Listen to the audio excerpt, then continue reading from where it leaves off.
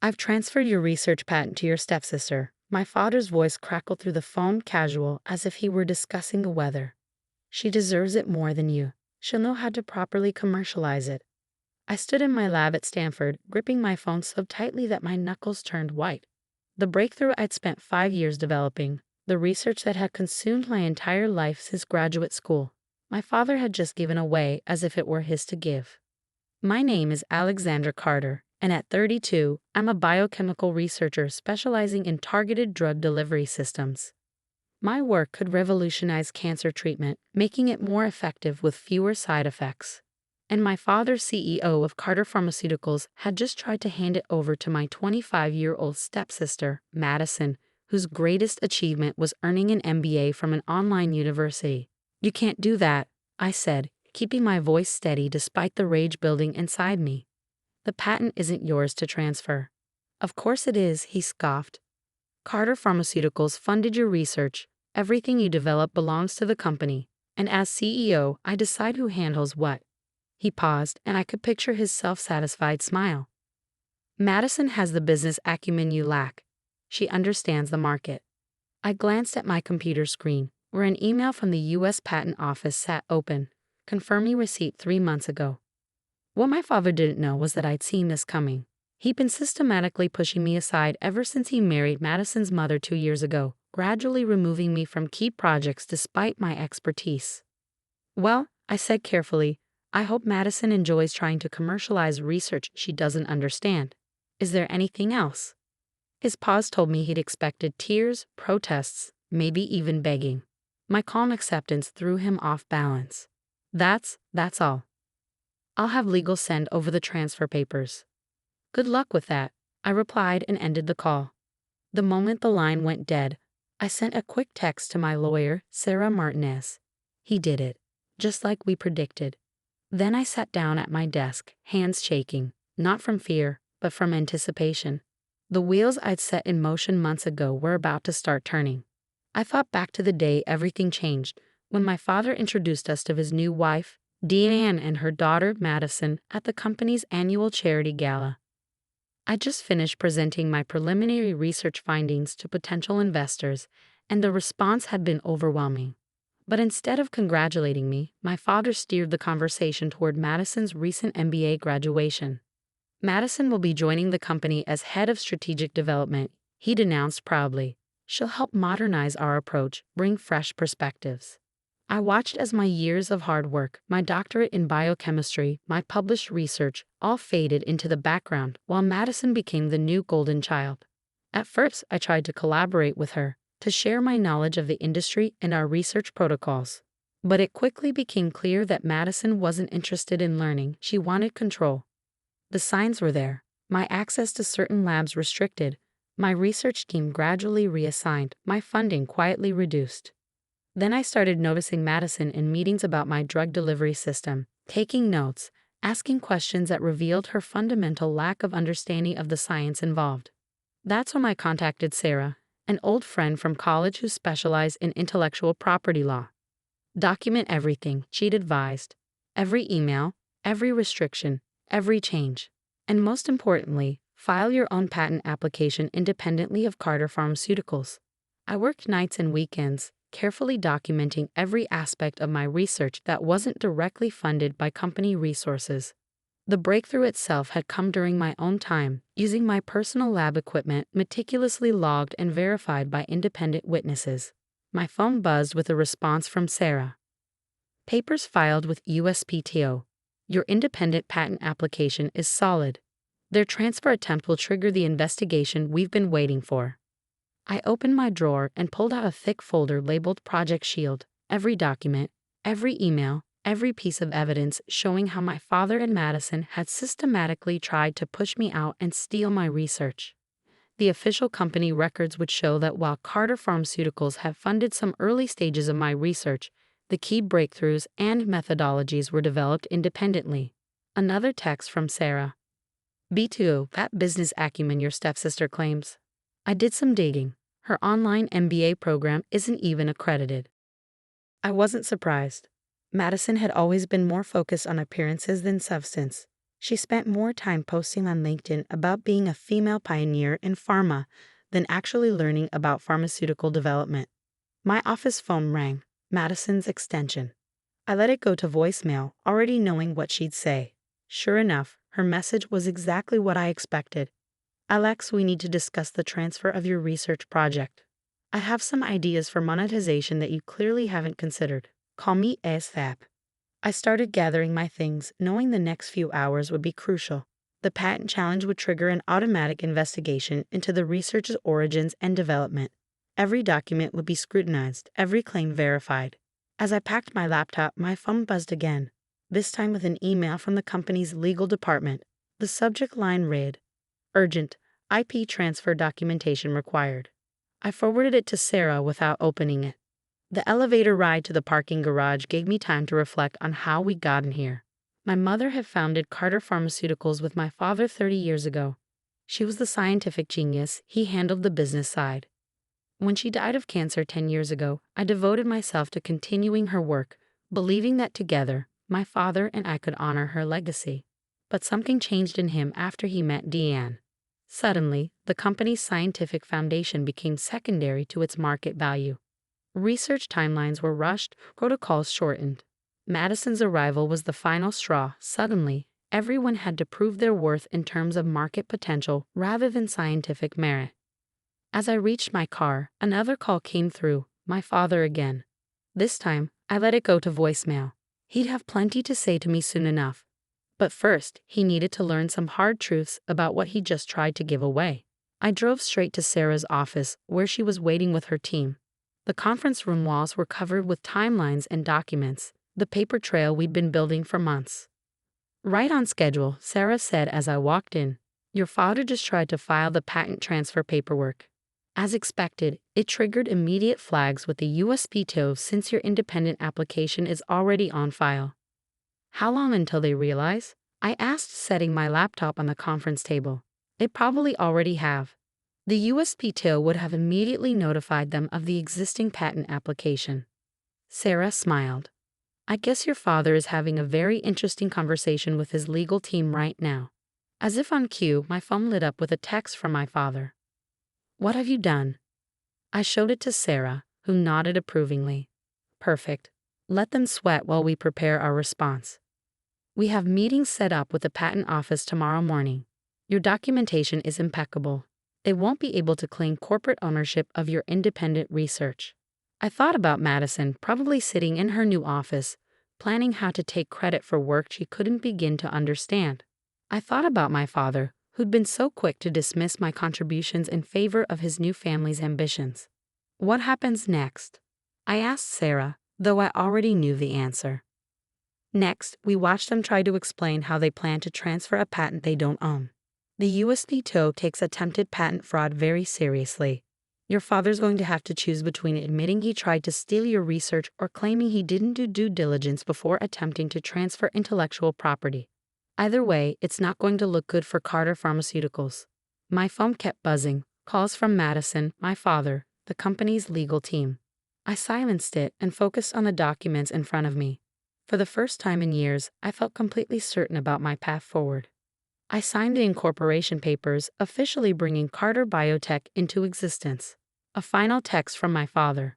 We need to talk. Now. I smiled. Yes, I typed back. We certainly do. The next morning, Carter Pharmaceuticals' legal department was in chaos. I watched from across the street as lawyers rushed in and out of the building, carrying stacks of papers and wearing expressions of barely concealed panic. My father's attempted patent transfer had backfired spectacularly. Sarah sat beside me in her car, calmly reviewing our documentation one last time before our meeting with the USPTO representatives. Your father has called 6 times in the last hour, she noted, glancing at my phone. Should we hear what he has to say? I shook my head, watching another group of lawyers hurry into the building. He had plenty of chances to talk before he tried to steal my research. Let him sweat. My phone buzzed again. Madison this time. Her message made me laugh out loud. This is just a misunderstanding. Daddy was trying to help you by putting more qualified people in charge of your project. Don't ruin everything because you're jealous. More qualified? Sarah snorted, reading over my shoulder. Does she even understand what your research involves? She thinks drug delivery systems are like Uber for medicine, I replied dryly. Last month, she suggested we should make an app for it. Our meeting with the USPTO wasn't until 10 a.m., but we'd arrived early to watch the drama unfold. Through the glass walls of Carter Pharmaceuticals' lobby, I could see people gathering in the conference room, my father, Madison, Deanne, and what looked like half the legal team. Ready? Sarah asked as another call from my father lit up my phone. I nodded, gathering our files. More than ready. We walked into the building just as Madison rushed toward the elevator. She stopped short when she saw me, her perfectly maintained composure slipping for a moment. Alex, thank God. You need to call off whatever this is. Daddy's furious, and you're making us look bad. She reached for my arm, but I stepped back. Making you look bad? I raised an eyebrow. You mean like trying to steal a patent you have no right to? Steal? She laughed, but it sounded forced. Don't be dramatic. We're family. Everything in this company is family property. Carter Biotech isn't family property, I replied calmly. And neither is my research. Her perfectly plucked eyebrows drew together in confusion. Carter what? Before I could respond, my father's voice boomed across the lobby. Alexandra, in my office. Now. I turned to see him standing in the doorway of his corner office, his face flushed with anger. For a moment, I saw him as I had as a child, the intimidating figure whose approval I'd always sought. But that spell had been broken. Actually, Sarah stepped forward. Any discussions will need to happen with counsel present. We have a meeting with the USPTO representatives in 20 minutes. Shall we all convene in the main conference room? I watched my father's face darken as he recognized Sarah. He'd met her at company events before, but I doubted he'd ever imagined she'd be standing here in this capacity. This is a family matter, he growled. No, I corrected him. This is a legal matter. You tried to transfer a patent you don't own. That's fraud. The word hung in the air like a thunderclap. Several employees passing through the lobby stopped to stare. Madison's face had gone pale. Conference room, my father snapped, turning on his heel. Everyone. Now. The next few minutes were a blur of activity as lawyers shuffled papers and people took their seats. I sat across from my father with Sarah beside me. Madison hovered uncertainly before taking a seat next to Deanne, who was trying her best to look concerned rather than annoyed. The USPTO representatives arrived precisely on time, two serious-looking women who introduced themselves as Dr. Patricia Wong and Ms. Andrea Martinez. They wasted no time getting to the heart of the matter. We're here to address a serious issue, Dr. Wong began. Yesterday, Carter Pharmaceuticals attempted to transfer patent application No. 63-197-421 to Madison Carter. However, this patent was independently filed by Dr. Alexandra Carter 3 months ago, with no corporate affiliation. There must be some mistake, my father interrupted. All research conducted by Alexandra was done under Carter Pharmaceuticals' umbrella. Any resulting patents belong to the company. Sarah smiled, sliding a document across the table.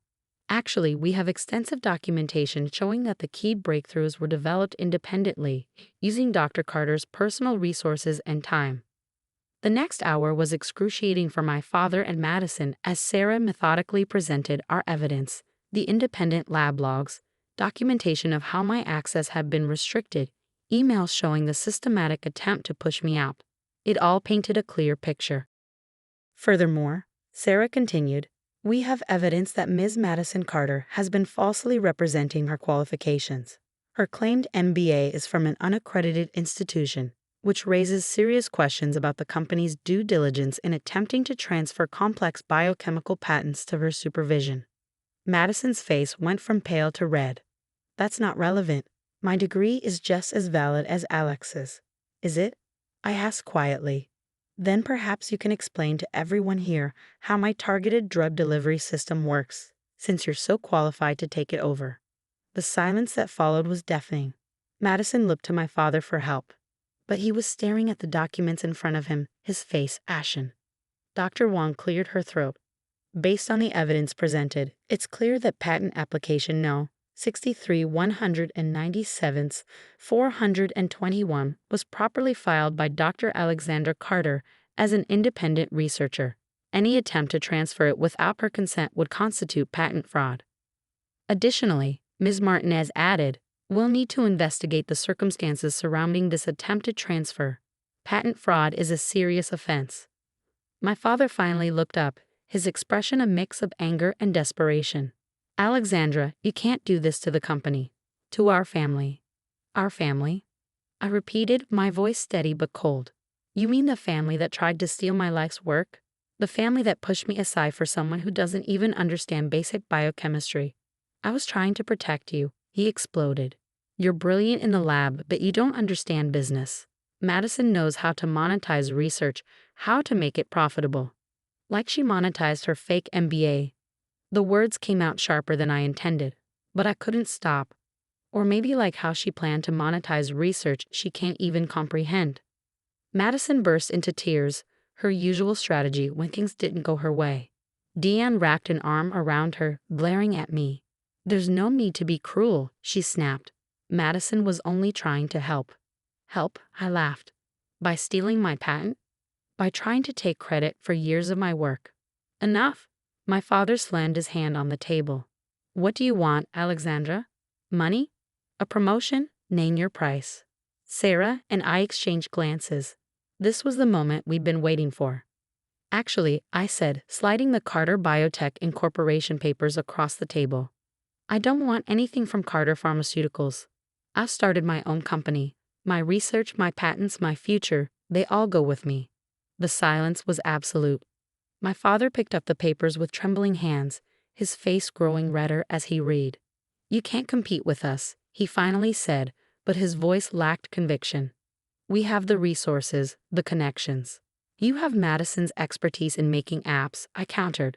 I have the actual science. Let's see which matters more to investors. As Sarah and I left the building, my phone buzzed. An email from an investor who had been excited about my research at that fateful gala. The subject line read, interested in backing Carter Biotech. I smiled, showing it to Sarah. The future was already looking brighter than the past. Ready to change the world? She asked. More than ready, I replied. The first month of establishing Carter Biotech passed in a blur of meetings, paperwork, and late nights. I had secured temporary lab space at a biotech incubator, and several of my former research team members had joined me, eager to continue our work without corporate interference. I was reviewing grant applications when my phone buzzed with an unfamiliar number. Dr. Alexandra Carter speaking. Alexandra, it's Charles Montgomery from the FDA Advisory Board. My heart skipped a beat. Montgomery was a legend in pharmaceutical regulation. I heard about your split from Carter Pharmaceuticals. Quite the splash you're making in the industry. I straightened in my chair. I hope it's the research making the splash, not the family drama. He chuckled. Both, if we're being honest. But I'm calling about the research, your targeted delivery system. It's impressive. We'd like you to present at next month's Innovation Summit. Before I could respond, Sarah burst into my office, her face tense. Alex, turn on the financial news. Now. I quickly put Montgomery on speaker and pulled up the news feed on my laptop. My father's face filled the screen, standing at a podium in the Carter Pharmaceuticals lobby. Proud to announce our groundbreaking new drug delivery system. He was saying, developed by our brilliant head of strategic development, Madison Carter. The coffee mug in my hand crashed to the floor. Is that what I think it is? Montgomery asked sharply. They're trying to steal my research, I said, watching in horror as Madison stepped up to the podium, wearing a lab coat like some kind of costume. They're announcing it as their own. We expect FDA approval within months. Madison was saying, reading carefully from note cards. Our proprietary system uses targeted molecular recognition to deliver therapeutic agents directly to disease cells. Those are my words, I whispered. That's from my patent application. Sarah was already on her phone. Get me Judge Harrison. Yes, I know what time it is. This is an emergency injunction situation. Montgomery's voice cut through the chaos. Alexandra, I'm going to hang up now because I suspect I'll be involved in the official response to this. But off the record, nail them to the wall. The next few hours were a whirlwind. Sarah's team filed for an emergency injunction while I gathered every piece of documentation proving the origin of my research. The biotech community buzzed with confusion and speculation. Around midnight, my father finally called. "Bold move," I answered, my voice cold. "This could have been avoided," he said, sounding tired. "You could have stayed, been part of the family business. Instead, you forced our hand. Forced your hand into committing patent fraud on national television. It's not fraud if it's our research. Everything you did while employed here belongs to us." "You know that's not true," I shot back. "You saw the documentation. The USPTO confirmed my independent patent. What you're doing isn't just unethical, it's illegal. It's business," he snapped. "Madison's announcement has already boosted our stock price. By the time any legal challenges play out, we'll have established market position." "You really think you can get away with this? I think you should consider coming back," he said, his voice softening slightly. "There's still time to fix this, to be a family again." I thought about my mother, about how devastated she would be to see what he had become. "We stopped being a family the moment you tried to steal my work." The line went dead. Sarah arrived early the next morning with news. Judge Harrison granted the emergency injunction. Carter Pharmaceuticals has to cease all public claims about the delivery system pending a full hearing. "That won't undo the damage," I said, showing her my inbox full of concerned emails from potential investors. "They're creating market confusion, making people question the legitimacy of my research. Then we fight back. Not just legally, we need to tell our story." She pulled out her tablet. "The Wall Street Journal wants to interview you, so does Nature Biotechnology. People need to hear the truth from the actual scientists behind the research." I hesitated. I had always preferred letting my work speak for itself, but now, "Alex," Sarah said gently, "your father is counting on you staying quiet, staying professional. That's how they'll get away with this. Sometimes the best defense is a good offense." She was right. That afternoon, I sat down with a Journal reporter and told her everything about my mother's legacy, about being pushed aside for Madison, about the attempted patent theft. I walked her through the science, making it clear which parts were my independent research. The story broke the next morning. Biotech battle. Daughter claims father's company tried to steal cancer research. The scientific community erupted. Former colleagues reached out to support my version of events. Other researchers shared similar stories of corporate theft attempts. Madison tried to do damage control, scheduling interviews to defend her role. But she crumbled under basic technical questions, making it painfully obvious she didn't understand the science she claimed to have developed. Then came the bombshell. Dr. Wong from the USPTO gave a statement confirming my independent patent application and the investigation into Carter Pharmaceuticals' attempted transfer. The company's stock price plummeted. I was in the lab, running tests with my team, when Dion showed up unannounced. "You're destroying your father," she said without preamble. "Is that what you want?" I carefully set down my pipette. "He's destroying himself. I'm just refusing to be collateral damage. He built this company from nothing. He built it with my mother," I corrected. "And she built it on real science, not fraud and theft." Deanne's perfectly maintained facade cracked slightly. "Just tell me what you want." "Money? A public apology? Name your price to end this." I looked at her designer outfit, her expensive jewelry, all funded by the company my mother helped create. "I want what's mine. My research, my patents, my reputation. Nothing more, nothing less." "You're being stubborn." "No," I cut her off. "I'm being honest, something this family seems to have forgotten how to do." After she left, one of my researchers, Dr. Park, approached hesitantly. "Dr. Carter, the preliminary trials, you might want to see this." The results were better than we had hoped. The delivery system was showing unprecedented accuracy in targeting cancer cells while leaving healthy tissue unaffected. This wasn't just about patents anymore. This could save lives. My phone buzzed with a text from Sarah. "Turn on CNBC now." Madison was giving another interview, but this time something was different. She looked nervous, fidgeting with her notes. "Miss Carter," the interviewer was saying, "multiple sources have questioned your credentials and your role in developing this technology. Can you explain exactly what your contribution was?" Madison's composure cracked. I helped with the business side, the monetization strategy. But you claim to have developed the actual delivery system." That is, Daddy said." She burst into tears and ran off camera. Within hours, Carter Pharmaceuticals issued a statement clarifying that Madison had overseen, but not directly developed the technology. But the damage was done. Their credibility was shattered. That evening, my father's oldest friend and Carter Pharmaceuticals head of research, Dr. James Chen, visited my lab. "Your mother would be proud," he said, looking around. "She always said you had her gift for seeing what others missed." "Did you know?" I asked. "I suspected. Things changed after your father married Deanne. Suddenly everything was about quick profits, market perception. Science became secondary." "Why didn't you say anything?" "I should have," he admitted. "But I'm saying something now. Half the research department wants to work for you." I looked around at my lab, at the work we were doing, at the lives we could save. This was what my mother had wanted: real science, real progress, real integrity. "One more thing," Sarah added.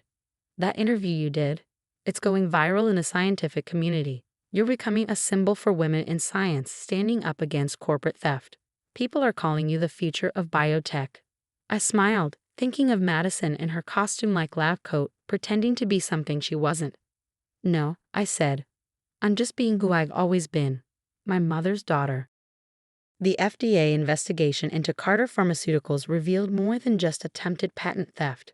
Internal audits uncovered rushed trials, manipulated data, and a pattern of cutting corners that stretched back to shortly after my father's marriage to Deanne. I was in a meeting with potential investors when Sarah burst in, her face flushed with excitement. "Alex, turn on the news. Now." The headline scrolling across the screen made my heart stop. "Carter Pharmaceuticals CEO steps down amid investigation." There was my father, looking aged and defeated, reading a prepared statement. "In light of recent events and the ongoing FDA investigation, I am announcing my immediate resignation as CEO of Carter Pharmaceuticals. I acknowledge that under my leadership, the company strayed from its founding principles."